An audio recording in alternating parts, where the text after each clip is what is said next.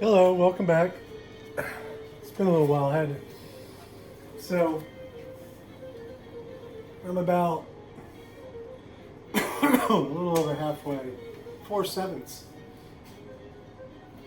Yeah, I was raised by a mathematician, so I sit around playing around with numbers like that. But that's not the color I wanted. So I'm continuing to work on this piece. Had a little bit of a break. I had hoped to go for a bike ride today rather than the studio, but with these fires in Canada affecting the air all the way down here in Richmond, Virginia, I thought it was best to, well, you can tell by the way I'm talking and breathing that I'm having a little trouble. I thought it was best to stay out, or stay in, be more accurate. Stay out of the bad air.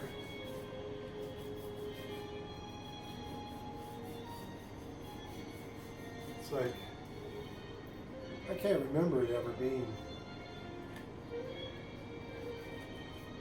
the air being affected in Richmond by fires in Canada. It's a first. So I just want to continue working on this piece and breathing funny.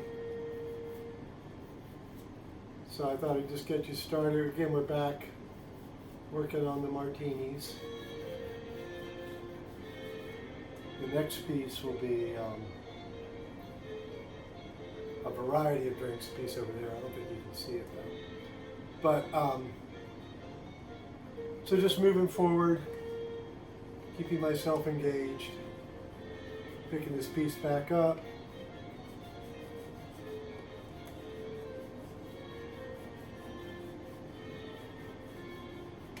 I feel like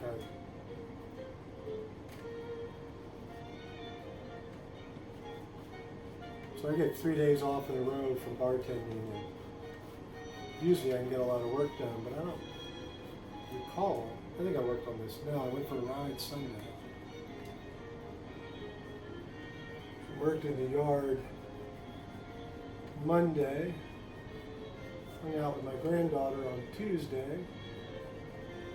So I do work today, but it's not like I can't work in the studio and then go to work.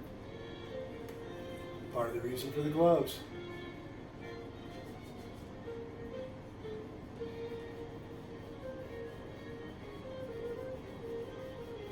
Although it's pretty warm. Gloves are making me a bit hot right now.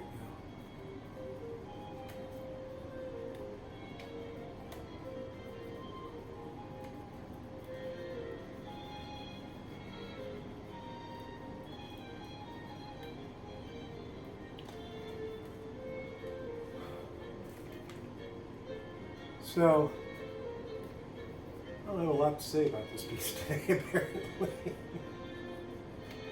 Other than keep working, keep moving forward.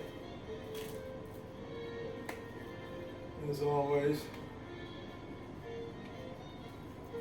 I will say that I need to finish this up and hopefully the next one by July 1st. Because then we switch over to pure Tour de France all the time. Big fan of the tour, and I've been painting it every day. I started in 2012, about midway through the tour, so I didn't paint every stage that year. But since then, I've been painting every stage of the Tour de France, and now with the Tour de France film, avec Swift, apparently you're supposed to say. There's sponsors in their rules, right? So I've been painting the women. Well, last year was the first full 7-day race. So in July, that takes over my whole art making and my time and my brain and everything else. And I did just confer confirm that NBC will be airing my time-lapse videos, so the same thing you'll be seeing on this channel in a couple of weeks will also be going out, the short, the time-lapse ones, will be going out on the broadcast of the Tour de France, which is so gracious and wonderful that they do that every year. Since when? Since 2017. They started just doing 1 or 2. So actually, the first year they did 4. And then pretty much since then they've done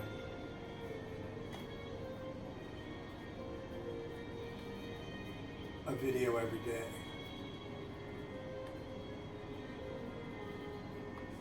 Now, I'm pretty sure they're on YouTube. Go back and look, back in 2020, the COVID years, the tour was delayed, and I actually ended up, so in September I donated a kidney, in effect on behalf of my wife. So if you go through those, pretty sure those videos are on YouTube. Gotta go back to 2020. But you'll see me painting with all these IVs and everything in my hands. It's kind of wild looking.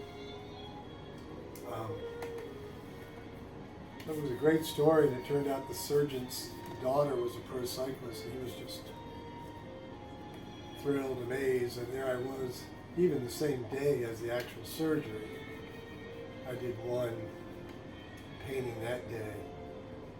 Admittedly, it didn't turn out fabulously, but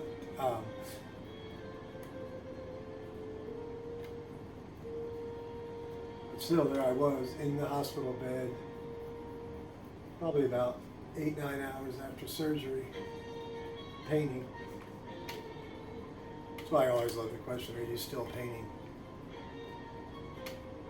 Without being flippant, I'm get close to saying, you might as well ask me if I'm still breathing.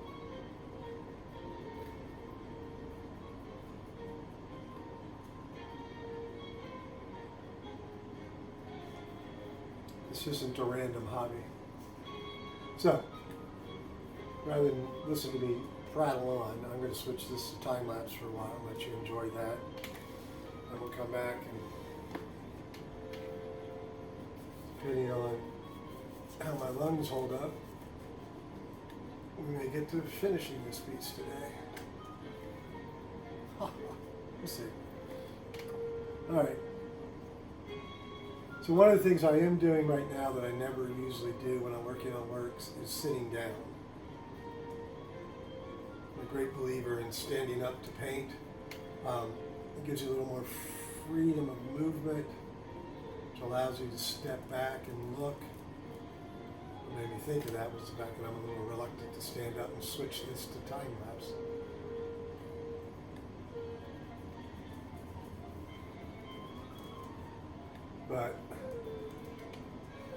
And that allows a little more aggression. You can stand back and look at the piece, a little more aggression. But because this piece is so detailed, or a lot of teeny moving parts, I do find it a little easier to sit while I work on this.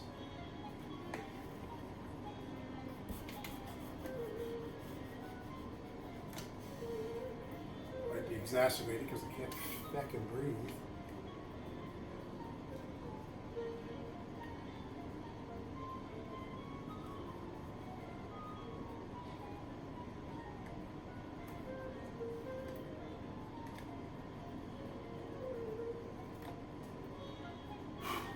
Really can't. All right. So here I am standing up. So I will continue to push through this piece, all Martinis again. And I'll check you on the other side. I do want to remind you again to give a follow, give a thumbs up. Y'all aren't doing real good on that.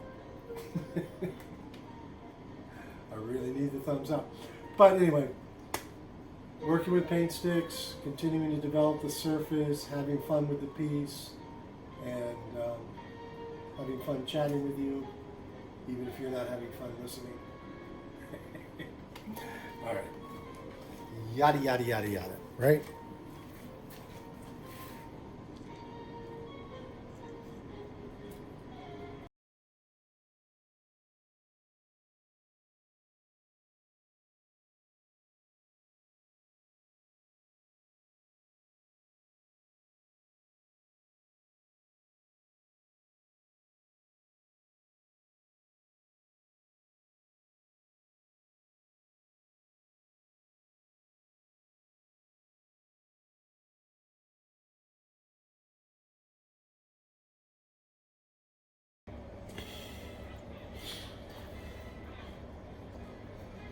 All right, so I thought I'd move the camera and let you get a little closer look at what's going on. I don't know if you noticed, but occasionally I was using my left hand. The main reason for that is to just deal with the stroke, which you can probably see a little bit better now that we're close up. But the stroke is important.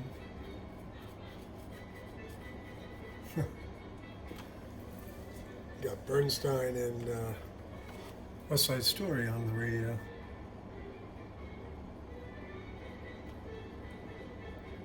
But, so I'm going to continue working on this piece.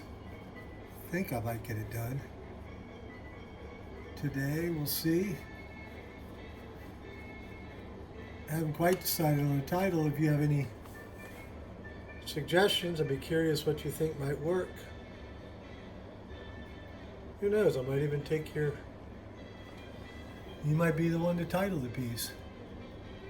It has been an honor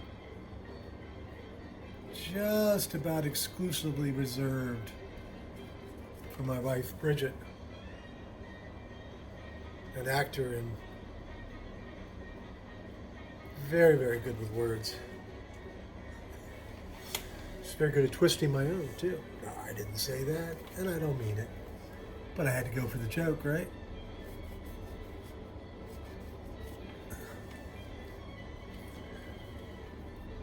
So you can see it's, laying a little bit of color.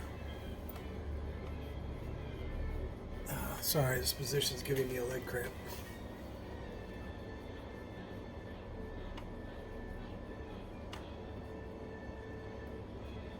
And how are you all doing with this air? Particularly those of you further north. All right, we just switched to news, so I'm going to jump up.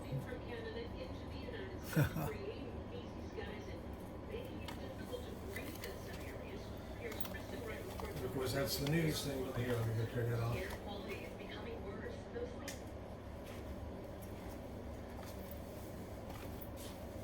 But I just want to give you a chance to see this a little close, and then again I will switch to my favorite thing, clearly, time-lapse video. I know it's silly, but I really enjoy watching them. Hope you do too.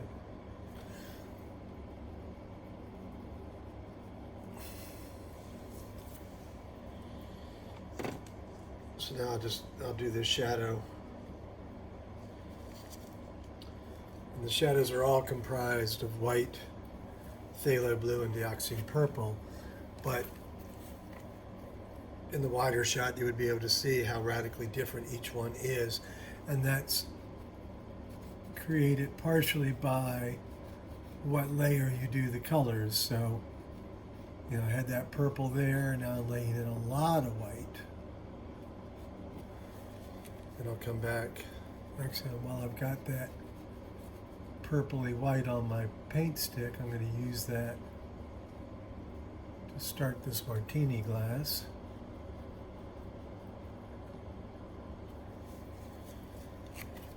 And now I'm going to lay the phthalo blue on top, but go very lightly.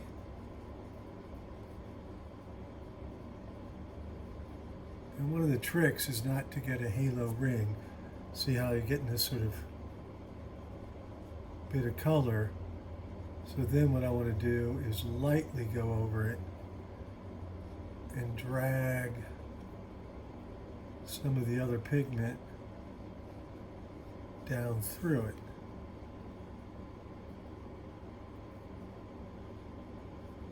So now they do make blending sticks, but in this case I'm kind of using the color stick as a blending stick.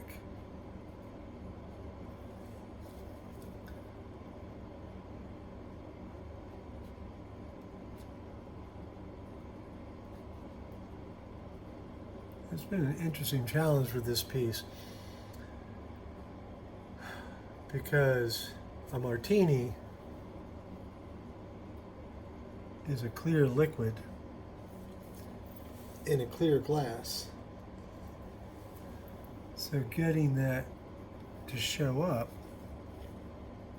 to be something other than a bunch of white, you got to sneak a lot of color into it.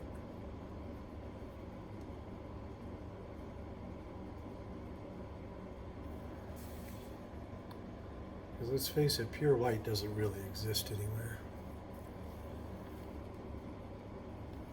Now, this, where I've just put this yellowy green, there is already a lot of blue and purple, which is going to give it a little muddy quality.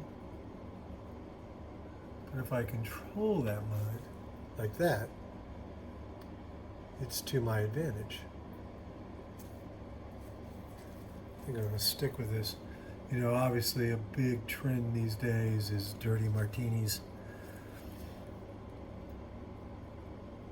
which, I mean, seems a little strange to me, but then I pay a little attention to my salt intake.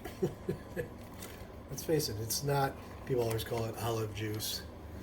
It's not olive juice, folks, it's brine. So, what you're putting in there is olive flavored salt water.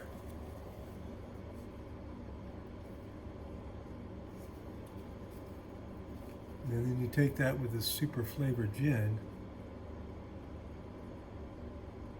I don't know, just not my thing.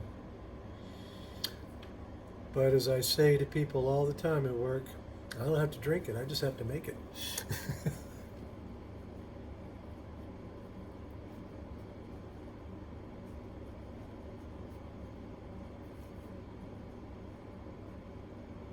And, you know, I don't think I've ever drank a martini. Don't like gin. You know, I don't mind vodka, but I'm not going out of my way to have a big cold glass in it. That's always the funny part. Somebody orders a super dry martini and then compliments you on how great it is. It's like, yeah, I put cold booze in a glass really well. Isn't that amazing that I can do that?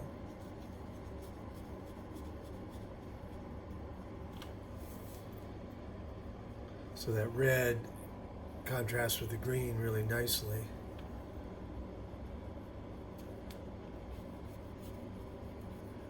And I'm sort of kind of intentionally picking up some of this other color just to get a slight violet hue down here.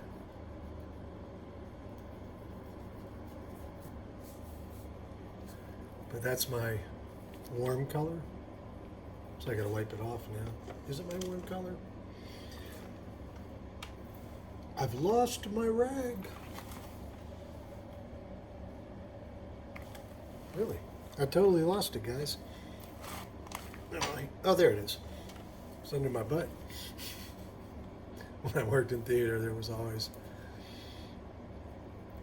not an appropriate expression, guys, but you'd say, where is such and such? And the response would be, if it's up your butt, you know where it was.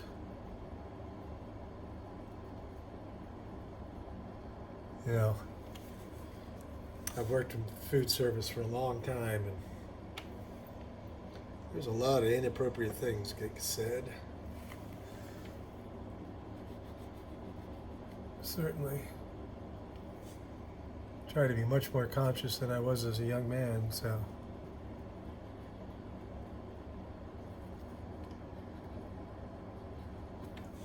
To all those I once worked with, sorry. I know better now.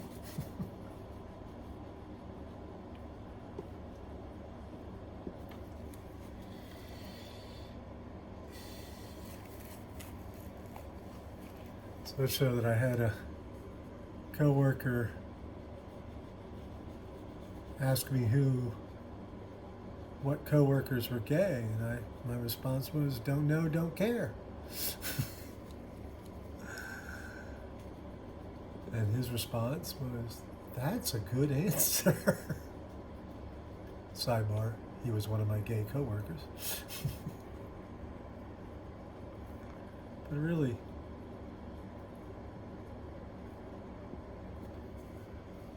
I don't need to know.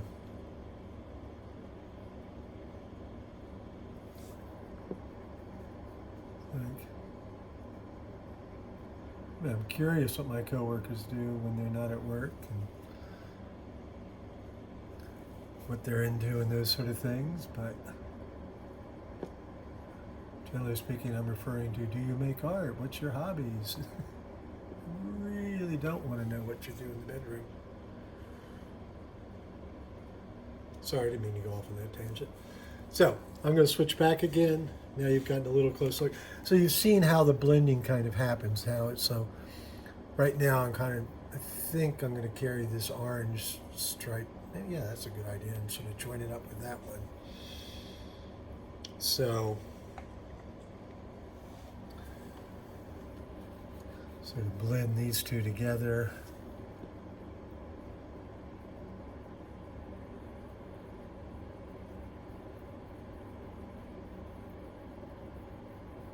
And see, that's part of it. I'm going up here and getting this and dragging it down, taking it down there. So I'm actually not only am I using the paint stick to put paint on, but I'm also using it to move color around.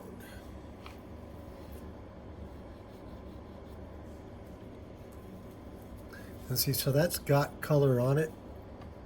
There you go.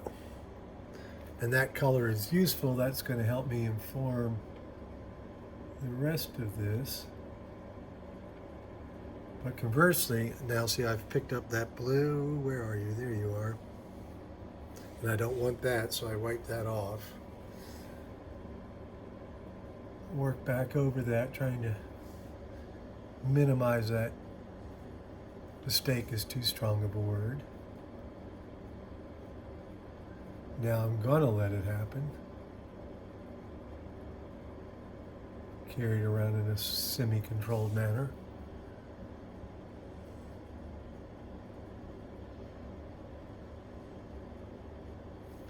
Yeah, I think this is the way to go. Now again, my orange. Where are you? There you are. Has blue on it, so I want to wipe that off. Actually peel down a little bit of that skin, because what's going to happen is I'm going to pick up more as I get over here next to my shadows. So again, wipe off, lay in, wipe off, lay in. Drag intentionally, drag unintentionally. It's a constant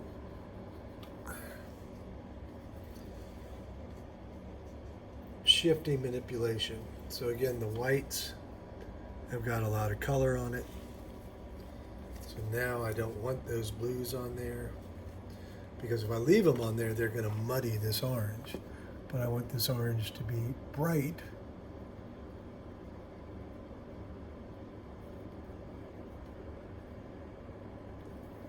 So making sure I'm not picking up any of that purple shadow except for right there.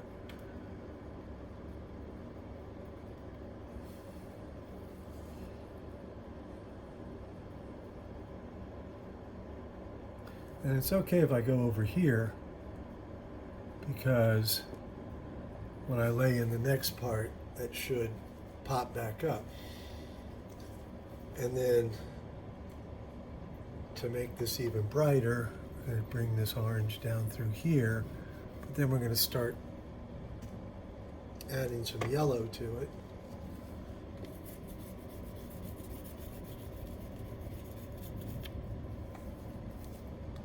Let's get a little more orange up here too. Now, I'm trying to give you guys a view, but I'm also like trying to work over top, and I'm also realizing that I'm slightly out of camera. So that's where I'm working right now.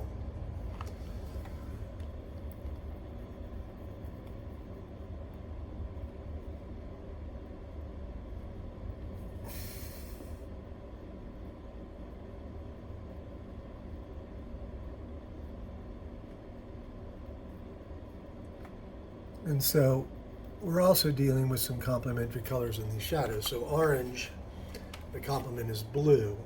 So as we add a little bit of yellow, that complement would shift more to purple, which kind of works with these shadows. So I'm going to add some white into this shadow. I'll add a fair amount of white.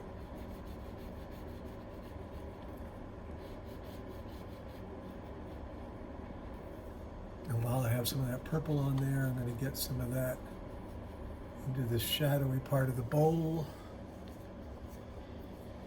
of the top of the glass when you're just looking on the reverse side.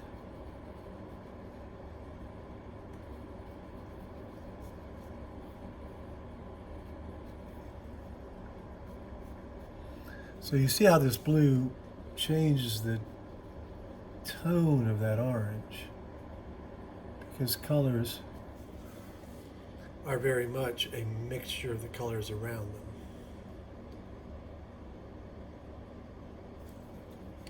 But I don't like that color. So we're going to take just a bit more purple into it. It felt too blue.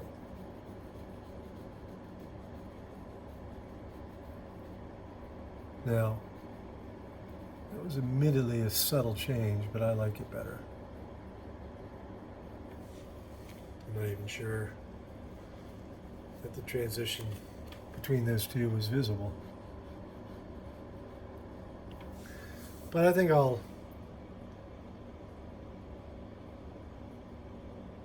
stop this video there. Again, with the reminder, please give it a give it a thumbs up. Let me know what you think. If you're not following already, I would appreciate the follow. Eventually, I'll get enough followers to actually make a little money from YouTube. And I'll probably have time to get the next painting done before the Tour de France starts. So, if you don't like cycling, you may not want to be following me soon. But then it will also be about watercolor painting and about the bike racing, so the videos will change. They also will be considerably shorter because the process of what I'm doing is considerably shorter.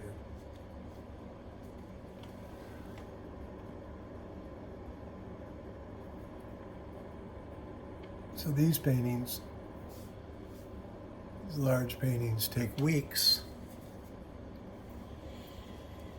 whereas the bicycling stuff I will do depending on what's happening in the stage as the race plays out.